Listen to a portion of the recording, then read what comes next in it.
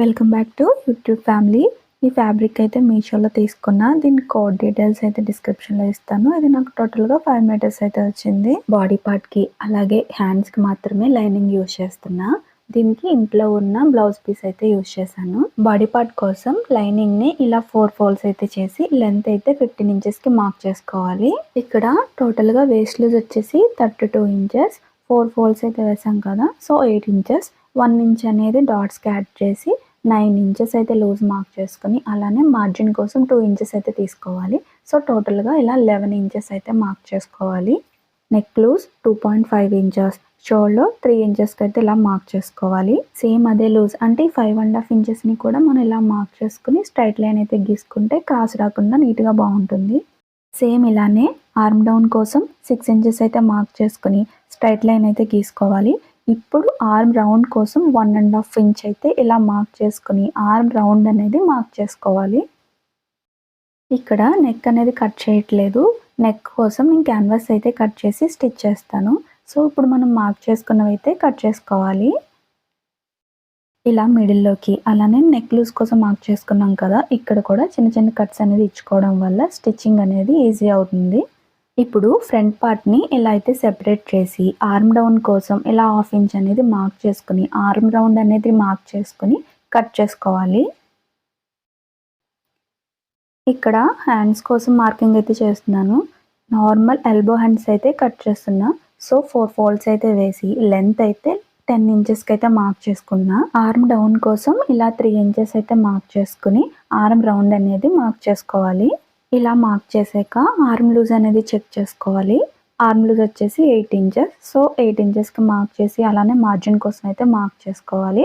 Hand loose వచ్చేసి 5.5 ఇంచెస్కి అయితే మార్క్ చేసుకుని మార్జిన్ కోసం అయితే మార్క్ చేసుకుని కట్ చేసుకోవాలి. హ్యాండ్కి ఇలా మిడిల్లోకి అయితే ఒక కట్ అయితే ఇచ్చుకోవాలి. బాడీ పార్ట్ కోసం మెయిన్ ఫ్యాబ్రిక్ని ఫ్రంట్ పార్ట్ అలానే బ్యాక్ పార్ట్కి సెపరేట్గా అయితే కట్ చేస్తున్నాను. ఫస్ట్ అయితే బ్యాక్ పార్ట్ అయితే వేసి ఇలా అయితే కట్ చేస్తున్నా. ఫ్రంట్ పార్ట్ కోసం మెయిన్ ఫ్యాబ్రిక్ని ఇలా డబల్ ఫోల్డ్ అయితే చేసి లైనింగ్ని కూడా ఇలా ఫోల్డింగ్లో అయితే పెట్టి నేను క్రాస్గా అయితే వేసాను. బ్లౌజ్కి ఫ్రంట్ పార్ట్ కోసం క్రాస్ కట్ ఎలా చేస్తాము సేమ్ అలానే క్రాస్గా అయితే వేసాను. ఎందుకు ఇలా క్రాస్గా వేసి కట్ చేస్తున్నాను అంటే కట్ చేసాక మీకే తెలుస్తుంది. లైనింగ్ ఫోల్డింగ్ సైడ్ మాత్రం 1/2 ఇంచ్ అనేది మెయిన్ ఫ్యాబ్రిక్ ఉండేలా అయితే కట్ చేసుకోవాలి. ఇప్పుడు ఫ్రంట్ పార్ట్ కోసం ఎలా అయితే కట్ చేసుకున్నాం కదా, సో వీటిని అయితే జాయిన్ చేసుకోవాలి. చూసారా డిజైన్ అయితే ఎలా వచ్చిందో. నేను ఈ డిజైన్ కోసమే ఇలా ఫ్యాబ్రిక్ ని క్రాస్ గా అయితే కట్ చేశాను. సో ఫ్రంట్ పార్ట్ లో మనకి ఇలా ఇక్కత్ డిజైన్ అనేది క్రాస్ గా వస్తుంది. మనకి మెయిన్ గా అయితే స్ట్రైట్ ఇక్కత్ డిజైన్ అయితే వచ్చింది. ఫ్రంట్ పార్ట్ లో ఇలా డిజైన్ చేంజ్ చేయడం కోసం ఇలా క్రాస్ కి అయితే కట్ చేశాను. హ్యాండ్స్ కోసం లైనింగ్ అయితే కట్ చేసుకున్నాం కదా, సో సేమ్ అలానే మెయిన్ ఫ్యాబ్రిక్ ని కట్ చేసుకోవాలి. టాప్ కి ఫ్రిల్ స్టిచ్ చేయడం కోసం నేను ఇలా మెయిన్ ఫ్యాబ్రిక్ నుంచి 1.5 మీటర్ అయితే తీసుకున్నాను. సో దీన్ని అయితే ఇలా ఫోల్డింగ్ అయితే చేసి ఇందులో నేను లెంత్ అనేది కట్ చేసుకుంటా. ఇక్కడ నేను స్టిచ్ చేయాలనుకున్న టాప్ లెంత్ వచ్చేసి 33 ఇంచెస్, బాడీ లెంత్ 15 ఇంచెస్ అయితే మార్క్ చేశాను కదా. సో ఇంకా 18 ఇంచెస్ అయితే ఫ్రిల్స్ లెంత్ అనేది రావాలి. సో కింద ఫోల్డింగ్కి అలానే పైన అటాచ్ చేసి స్టిచ్ చేయడం కోసం 2 ఇంచెస్ అయితే ఎక్స్ట్రా తీసుకుని ఇలా 20 ఇంచెస్ లెంత్ అయితే తీసుకుంటున్నా. సో ఇది నేను టోటల్గా 1.5 మీటర్ అయితే తీసుకున్నాను కదా. సో ఇలా 20 inches length 20 inches length 2 pieces అయితే తీసుకున్నాను.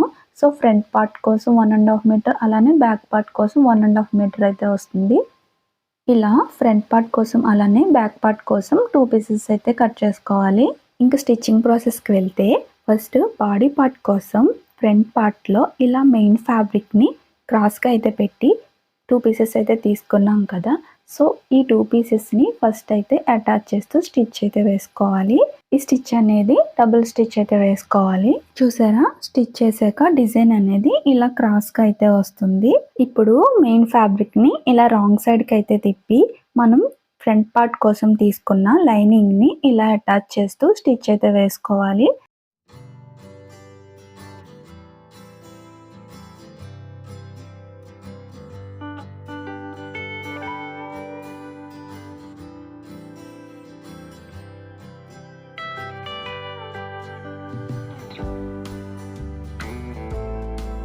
ఇలా అటాచ్ చేసాక ఎక్స్ట్రా ఉన్న మెయిన్ ఫ్యాబ్రిక్ని కట్ చేసుకోవాలి.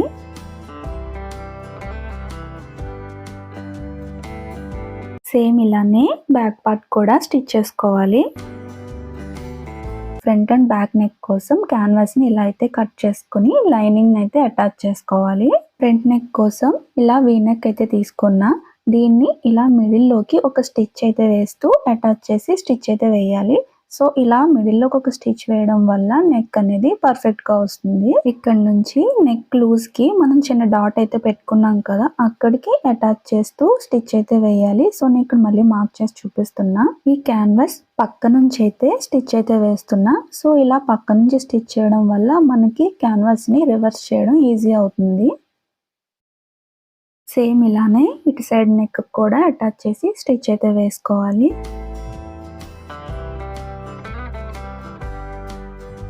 ఇలా స్టిచ్ చేసాక నెక్ షేప్ అనేది కట్ చేసుకోవాలి.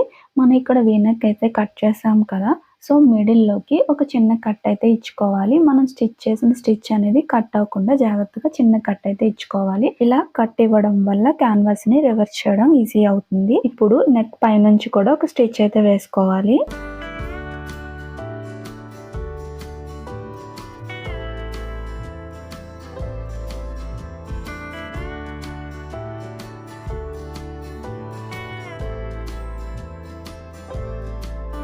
టూ షోల్డర్స్కి స్ట్రైట్గా ఇలా 2 డాట్స్ అనేవి స్టిచ్ చేసుకోవాలి.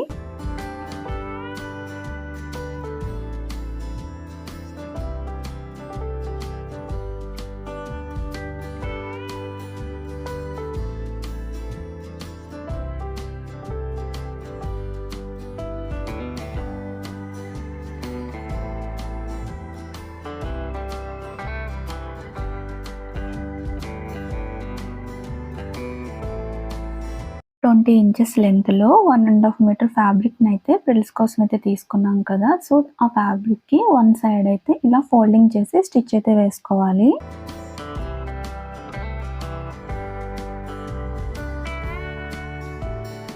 ఇప్పుడు బాడీ పార్ట్కి ఈ ఫ్రిల్స్ కోసం తీసుకున్న ఫ్యాబ్రిక్ని అయితే ఇలా అటాచ్ చేస్తూ పెట్టి చిన్న చిన్న ఫ్రిల్స్ అనేవి స్టిచ్ చేసుకోవాలి. మార్జిన్ కోసం 2 ఇంచెస్ అయితే తీసుకున్నాం కదా, సో ఆ 2 ఇంచెస్లో అయితే ఫ్రిల్స్ అయితే అటాచ్ చేయక్కర్లేదు. ఆ 2 ఇంచెస్ తర్వాత నుంచి అయితే ఫ్రిల్స్ అనేవి పెడుతూ స్టిచ్ చేయాలి.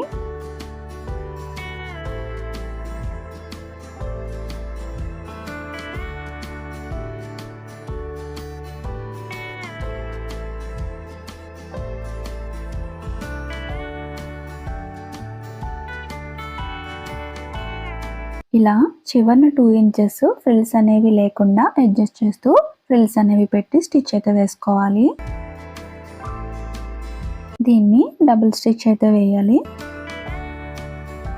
సేమ్ ఇలానే బ్యాక్ పార్ట్ కూడా స్టిచ్ చేసుకోవాలి. ఇలా ఫ్రంట్ అండ్ బ్యాక్ పార్ట్కి స్టిచ్ చేసాక 2 షోల్డర్స్ని అటాచ్ చేస్తూ డబుల్ స్టిచ్ అయితే వేసుకోవాలి.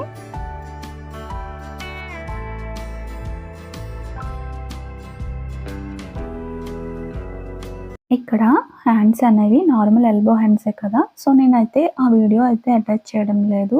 నార్మల్గా లైనింగ్ అండ్ మెయిన్ ఫ్యాబ్రిక్ని అటాచ్ చేసేసి ఆర్మ్ డౌన్ కోసం ఫ్రంట్ సైడ్ అయితే 1/2 ఇంచ్ మార్క్ చేసి ఆర్మ్ డౌన్ అయితే తీసుకున్నా. సో ఈ హ్యాండ్స్ని మిడిల్లోకి అయితే కట్టించుకున్నాం కదా, ఈ కట్ అనేది షోల్డర్కి వచ్చేలా చెక్ చేసుకుని అటాచ్ చేస్తూ ఇలా స్టిచ్ అయితే వేసుకోవాలి.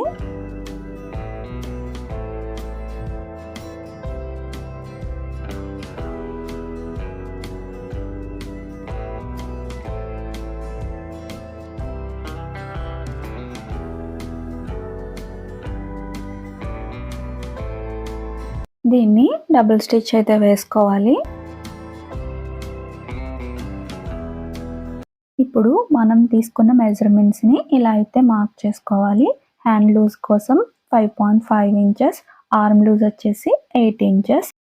అలానే బాడీ పార్ట్లో 2 ఇంచెస్ అయితే మార్జిన్ తీసుకున్నాం కదా, సో దాన్ని అయితే ఇలా మార్క్ చేసుకుని వేస్ట్ లూజ్ వరకు స్టిచ్ అయితే వేసుకోవాలి.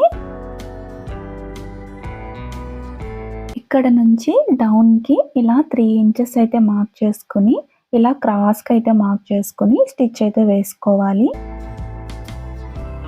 ఇక్కడ నుంచి స్ట్రైట్గా టాప్ కింద వరకు కూడా ఇలా అటాచ్ చేస్తూ స్టిచ్ అయితే వేసుకోవాలి. సేమ్ ఇలానే సెకండ్ స్టిచ్ కూడా వేసుకోవాలి.